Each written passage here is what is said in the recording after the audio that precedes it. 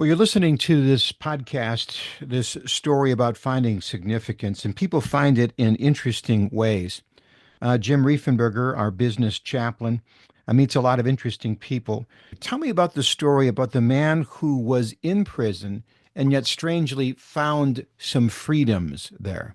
10 years in prison, he felt called by God to kind of turn about, right? And in doing so, he learned like four languages, one of them being Hebrew, which he then expressed to me that you can have a deeper meaning to some of the Bible passages and their true meaning because of his understanding of Hebrew. And at times I asked him to share that, and I thought it was very insightful.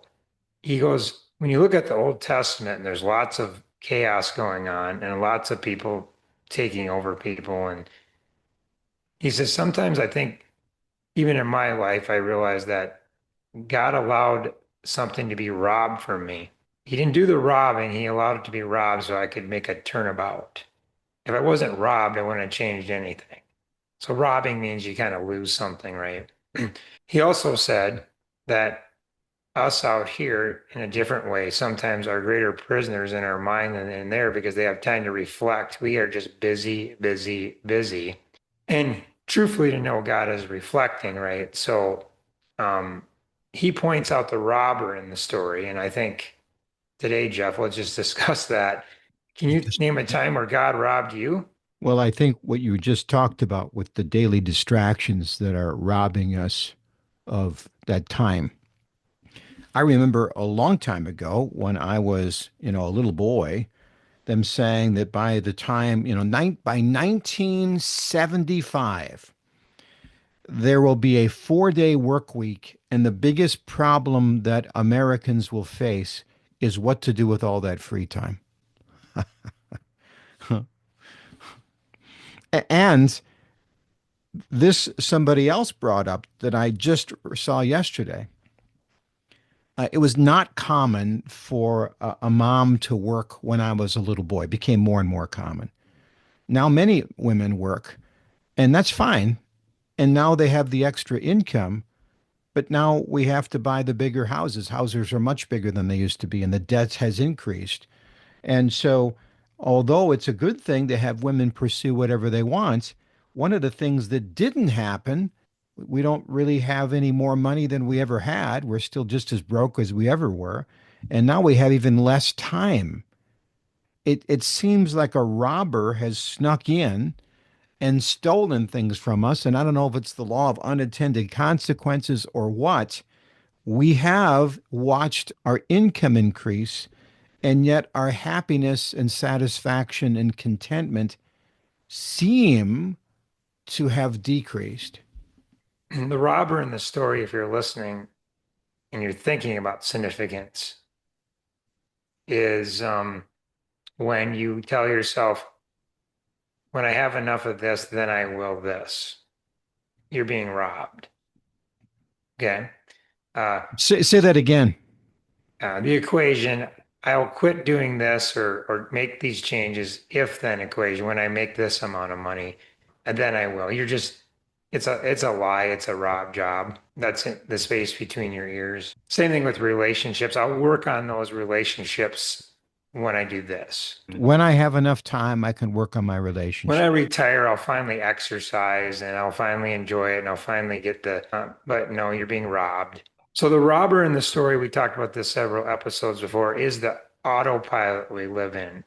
Like the prisoner, the guy explained that was that the distraction, you're being robbed because of all the stuff going on. So you're on a hamster wheel and you can't get off and you're tired. Well, significance is like we hit the stop button, open the hamster door and say, why don't you come out of here for a minute? Why don't we work through a few things? And why don't we get clear on why we're running in a circle? And let's ask ourselves, where do you want to go? Hmm. Now, the longer you're robbed, the more fear you get. I think there used to be a story that there would be a fleas in a jar and they put the lid on the jar and the fleas would bang their head against the top. And then one day you take the lid off and they won't try to go any higher because they just think there's a cap on it. I remember in college there was a experiment they did with dogs. was called the shock floor. And in this cage, they would just shock the dog and it would jump up and he would try to get out. And then eventually the dog got used to it. And then they would take the door off the cage. What a horrible experiment, by the way. And then they would just shock these dogs who were just used to it and they would just accept it. The reason that we are so interested in these prison movies and escape movies is because they're metaphors that a lot of us are living, right? Only we can't see the bars. We're being robbed and we can't see the prisoner. What's interesting, uh, Jim, is that this seems like it's unsolvable. It's surprisingly easy to just sit for a little bit and see with real vision what's going on and then just stop it.